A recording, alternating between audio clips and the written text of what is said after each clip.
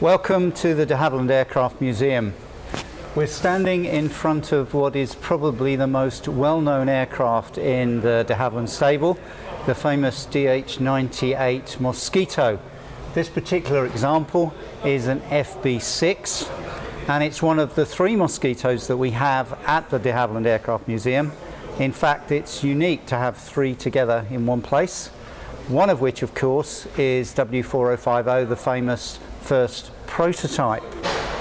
And today it's my pleasure to be joined in front of the Mosquito by Ian Thirsk, who heads up the restoration team that's responsible for looking after these magnificent aircraft, and has also written one of the more recent reference books that came out this year.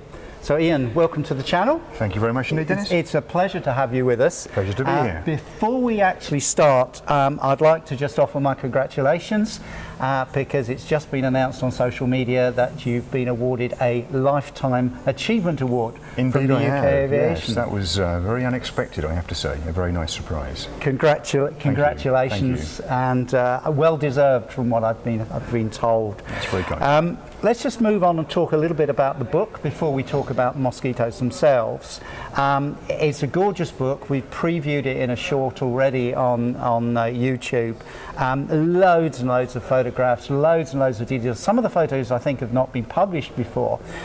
Huge amount of research. I mean, how did you go about researching that? Because it looks like it's years of work gone into it. There's a fair bit of research does go into it. I mean, they're basically specialist books for modelers and people that have a real interest in the airplane type. And Wing Leader really tried to hone in on details of various types of versions and marks and internal fits, etc. And say, could you focus on that one for me? Right. We're lucky to have access to a good background of technical material, so I knew where to go for all of that. Right. But you've got to be absolutely fastidious in your research and make sure that you've got it all properly correct, because if you don't, they'll let you know. So the rivet counters always have a final well, they do say. indeed, and in some ways, why not? Because if you're going to put your name out there and we're going to do that for the museum, really, then I think we need to make sure we get it right. It's a great challenge and they're great fun. Right. And being privileged to look after all of these three here, I mean, it gives you a fair bit of background to it from the start. But they're fun. Excellent. So Ian, tell me a little bit about your own background before you got involved with the museum and what you're now doing at the museum. Well, the museum really has been the sort of, if you like, marker point for my whole career. Okay. I started here when I was about 13 or 14 as a teenage volunteer. I used to cycle up on my bike with my brother from Welwyn Garden City. And I was always inspired by the de Havilland story because my father worked at Hatfield. Right. And we used to go to the Hatfield Open Days, and we were on the flight path to Hatfield. So aviation has always been a big part of my life. But we first came here when I was about 11 or 12, I think. Okay. And I was really sort of inspired by the Mosquito. Yeah. And as a result of that, I began to volunteer down here, as I said before, for about 3 or 4 years. And that really made me think, well, what do I do with my career? And eventually I thought, well, I want to go into museums professionally. Okay. And I joined the Royal Air Force Museum back in 1989. That's down at Hendon, Down at Hendon, yeah. Yeah. And I worked in their film and sound archive for about 10 years or so. Okay. And then moved on, and I ended up as the head of collections for the entire museum. So that was a nice little, a very interesting job, I have to say, fascinating job.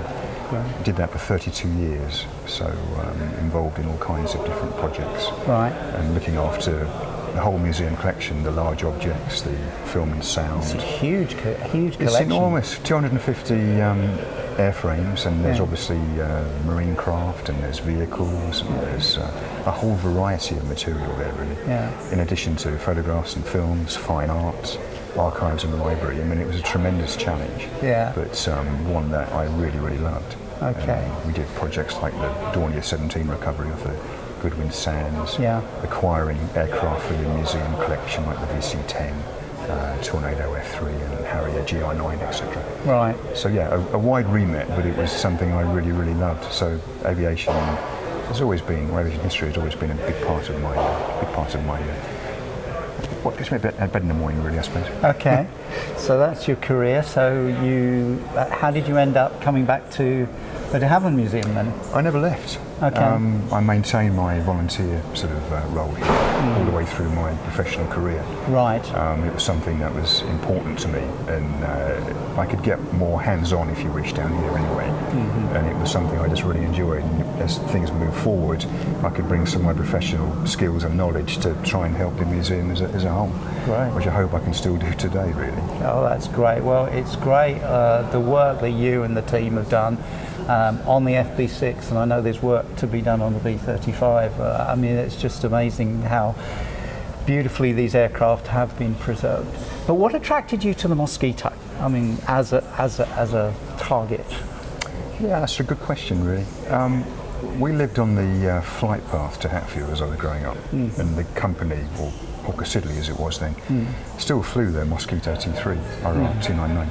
That would regularly fly over the house, and there's something about the Mosquito, I'm sure you know what I'm coming from here. Sure. It was quite inspiring, sends their hairs on the back of the neck up. It really sort of fascinated me, really. And that made me want to know more about it, and that led to my father bringing us here, as I say, when I was about 11 or 12. And we used to go into the old bobbin hangar where the prototype was. We had John Cunningham giving a commentary in the background, and the sound. So John Cunningham was famous the famous cat-sized Cunningham, who's the test pilot for the because he was the chairman here for many, many years. Yeah. I got to know him quite well towards the end of his time. Right. But the whole ambience, the whole reason what went on here just fascinated me, and I never really sort of grew out of that, if you wish.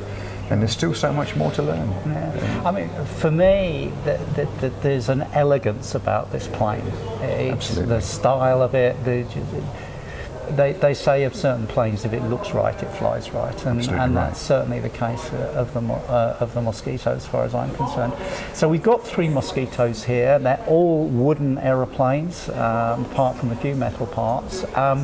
What are the sort of challenges you must have in looking after such planes? We have enormous challenges, really. I mean, it's all about sort of minimising long-term risk to the aeroplanes by understanding the factors that could lead to their, their demise, really. Sure. And our main enemies, really, are sort of temperature and humidity, light levels, and dust. I mean, you probably notice that we're regularly dusting off the aircraft. I mean, we don't do that because we want to polish them. It's because that's a really important preventative conservation measure we can take.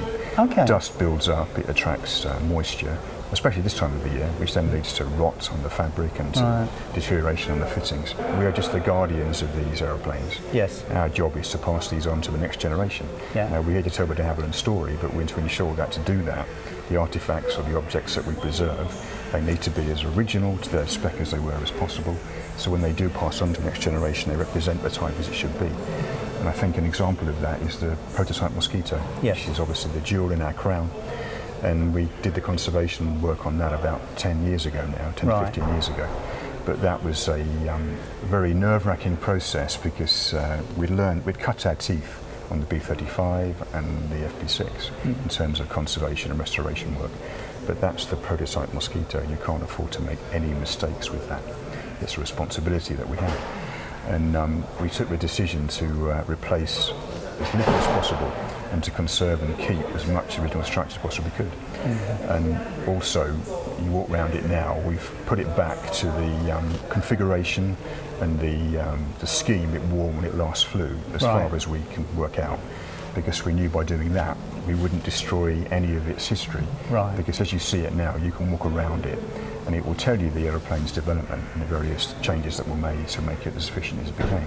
But it really is it's an iconic piece of history, that aeroplane. It's incredible. It is. It's all about preserving the de Havilland heritage as close as possible to where when the planes first came out of the factory. Absolutely. Making people, helping people appreciate all the innovation and all the things that went into such airplanes for future generations. Absolutely right. And you've very much done it with these planes.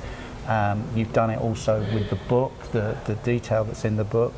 And so, Ian, thanks very much for sharing with us today. Final couple of questions. Your book was volume 2. Have you got a volume 3 in mind? Yeah, there's about a couple more books in that series which we're working on for them at the moment. A couple more? Yeah. I can't wait to see them. Thank you. I suppose, and one last thing as well, just a bit about this aeroplane.